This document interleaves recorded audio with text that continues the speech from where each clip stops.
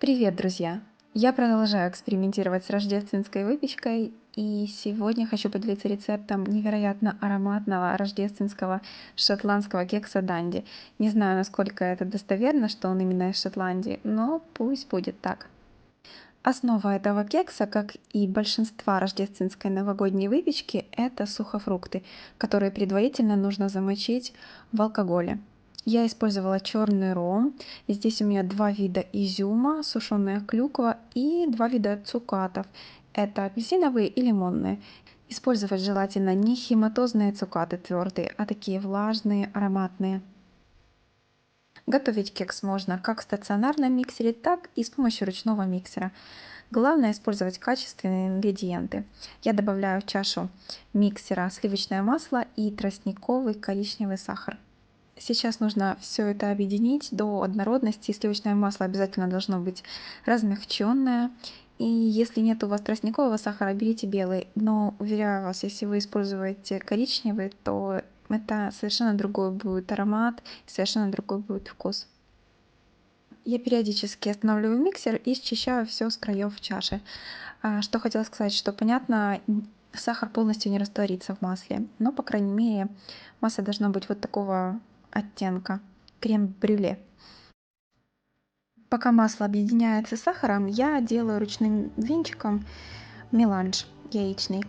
Просто берем все яйца и объединяем венчиком. Взбивать не нужно, просто нужно объединить до такой однородности. И потом постепенно в несколько этапов добавлять к маслу с сахаром. У меня тут, к сожалению, была выключенная камера, и я не показала, как я доливаю эти яйца в общую массу, но я думаю, так все понятно. Постепенно, в несколько этапов наливаем яйца и перемешиваем. Взбиваю эту массу примерно около 5 минут, потом добавляю измельченный миндаль и замешиваю тесто. Я тут поменяла насадку, мне так удобнее. После этого в несколько этапов добавляю муку и вымешиваю все до однородности. Муку обязательно нужно просеять перед использованием. Когда мука вмешалась в тесто, добавляю все сухофрукты и продолжаю вымешивать все до однородности. Потом перекладываю тесто в форму в диаметре 20 сантиметров. Я использую раздвижное такое кольцо, и снизу я сделала дно из фольги. Теперь распределяю тесто по форме, потому что тесто плотное, ему нужно помочь распределиться. Теперь понадобится свежий миндаль. Я беру со шкуркой и выкладываю вот так по кругу его, немножко придавливая в тесто.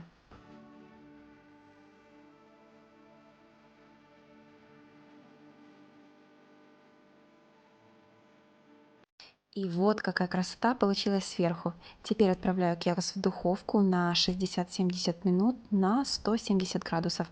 Готовность обязательно проверяйте сухой спичкой или шпажкой.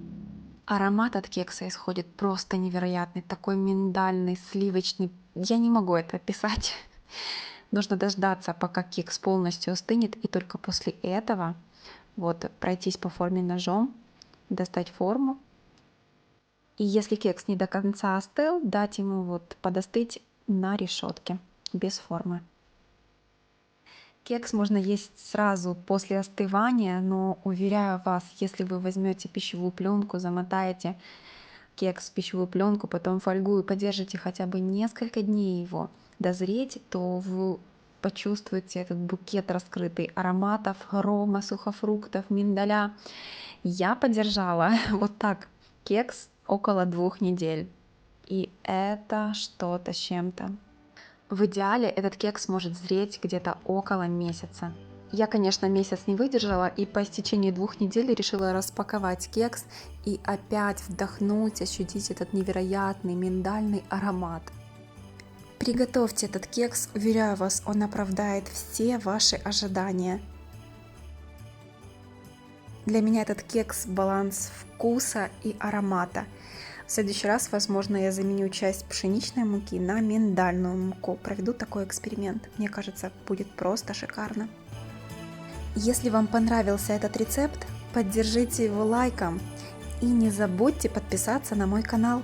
Ну а я желаю вам побольше ароматных, вкусных и приятных чаепитий. Скоро услышимся. Всем пока-пока.